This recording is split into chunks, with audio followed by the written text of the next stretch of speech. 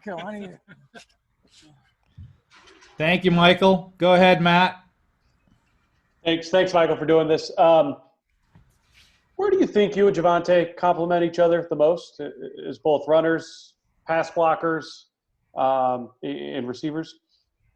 I don't know. I think that it's less of a compliment, more of a we can both do it all. You know what I mean? I think that we both can do it all, and I think we've shown that multiple times, during the season. So I think he's a great player, though. Like, I love Javonte. Like, we locked in like this. So, sorry, I didn't mean to cut you off there, but have you ever played with another guy who I guess could do it all the way you can do it all, and vice versa? And you know that if you come out for a few snaps, he's going to get the job done, and likewise with when you go in? now, this is really my first time, to be honest. And it's so cool because Vontae is a special player.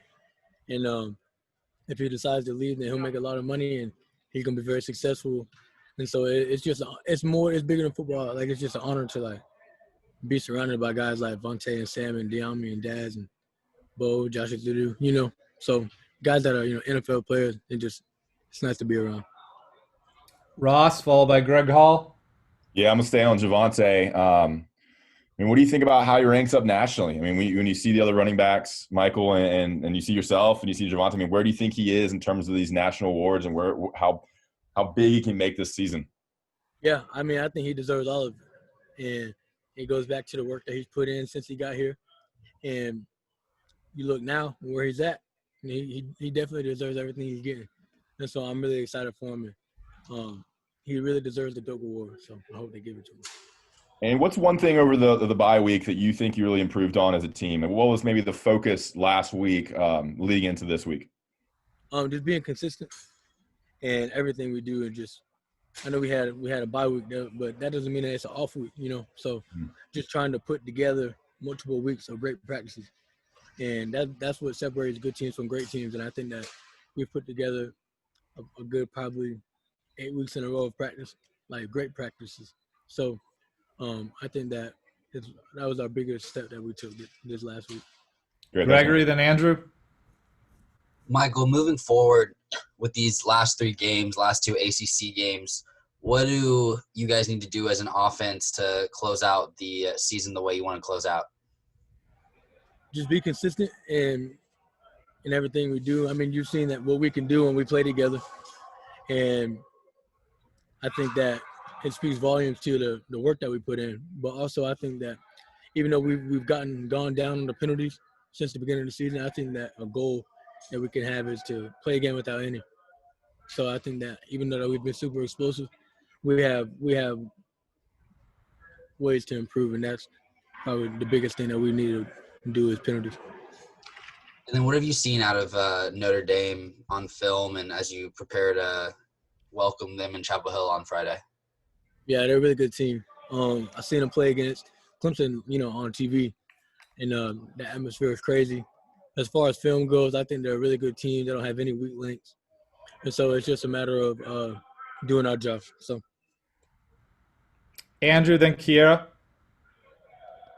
Michael, when you think back your 4 years at Carolina, how cool is it that your next to last home game you'll play at UNC is a game of this magnitude against that program on the stage you guys are going to be on Friday? Yeah, I think it's crazy because it comes full circle. Because when I got here, we wasn't that good.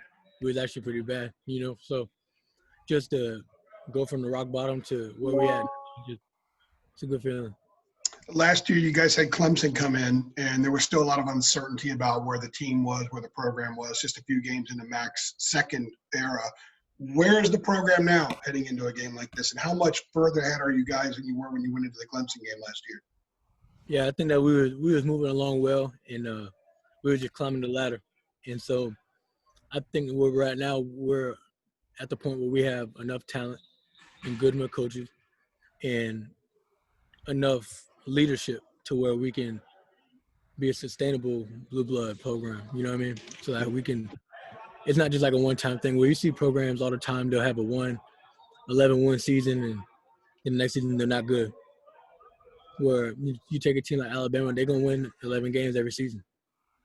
So I think that we're on that track with the talent that we have and the coaches that we have, and just like the whole staff, like support staff, everything from academics to the players. I think we have what it takes to be a program that's in the top 15 every year. Thank you. Appreciate that. Thank you. Last one from Michael. Kiera, go ahead. Hey, Michael. So as this year is coming to a close, how do you gauge yourself as a player? How have you grown? And also, is there anything left unchecked this year that you had to accomplish before this year is out? I think as a player, it's a good question. As a player, just since I've gotten here, I've seen myself grow a lot, just in terms of maturity and fine-tuning things that I was already good at, and just evolving in other things. Because like in high school, there's just certain things I didn't have to do because I was just like, I was talented.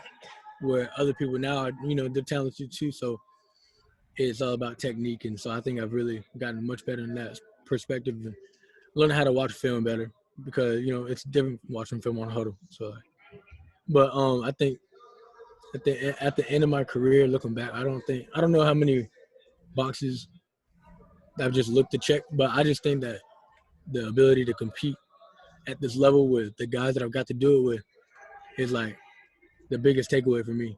Cause like, you ever look at like a picture from like a 2001, like Miami Hurricane team, and they were just college kids, but you recognize every single one of them. And I think that's like the type of talent we have here right now. So I think that's so cool. And that's like the biggest thing for me that I can take away, that we have that type of talent in our locker room that you haven't even seen yet. Thank you. All right, Michael, thank you very much. Appreciate your time today. Appreciate it.